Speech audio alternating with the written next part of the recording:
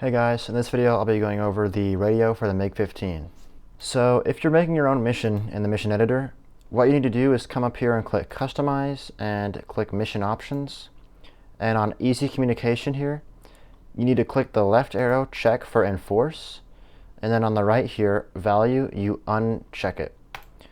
So you have the left arrow checked, the right box unchecked. So what that does is turns off Easy Communication.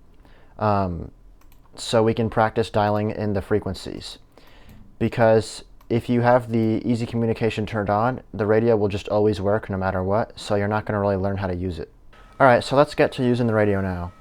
So first you got to turn the radio on. So on your power switches here, there's this one here on the right, just flip it up. Now the radio is split into two parts. There's this guy right on the back here, and then there's this guy on the left. So these are actually part of the same radio. It's just this guy on the right here is the transmitter, and this one on the left is the receiver. So they have the transmitter and receiver split for some reason. So I'll go over the receiver first. So on the actual receiver box you can't click anything. All there is a gauge where you can see the frequency. And the tuner is this guy up here. So this has the frequency too. So as I change the tuner, you can see these numbers are changing. Now here's the thing that's a bit confusing about this radio. So this is not showing the actual frequency. This is showing something called the wave number. So the thing about this plane is that every frequency has its own specific wave number. So whenever you get the frequency you want to dial into, you need to look up that frequency's wave number and type that in.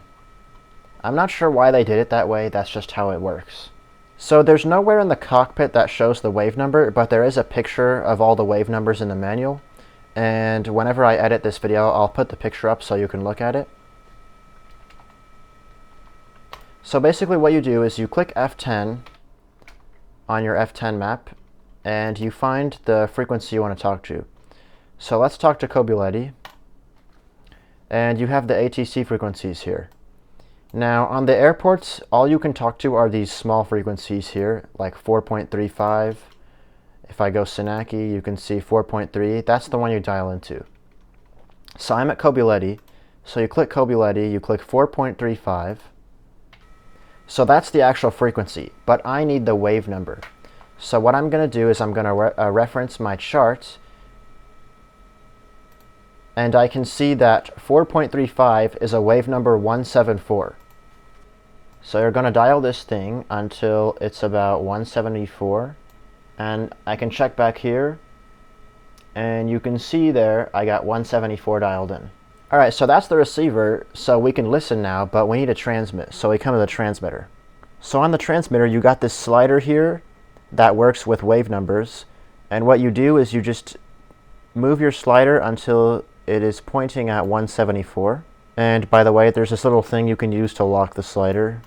And then what you do is you have this tuner lever here, and you move it until this gauge is the strongest. Basically, this gauge shows the strength of the radio. So you can see the gauge is not moving, so I need to move this big guy a little bit until I see the gauge pop up. So as you can see, when I move this big black lever down, you can see the power just popped up there, so that means I'm connected on the right frequency. And then you can just use this tuning lever to get it to the max power.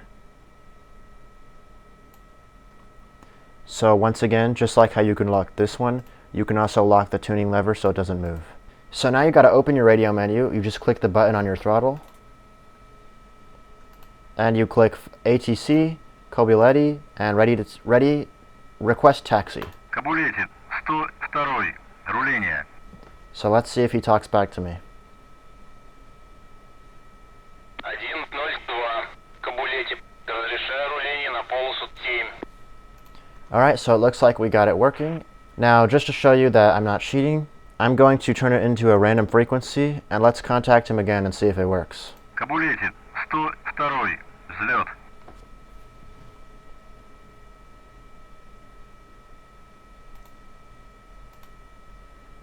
So you can see this time he never answered me back because I had the wrong frequency tuned in.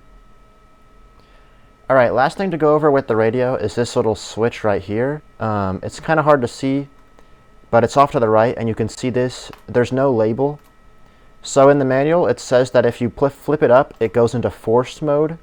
So what forced mode is it gives you some extra range for your radio. However, it says forced mode also has a chance of damaging the radio, so you should just leave it down in normal.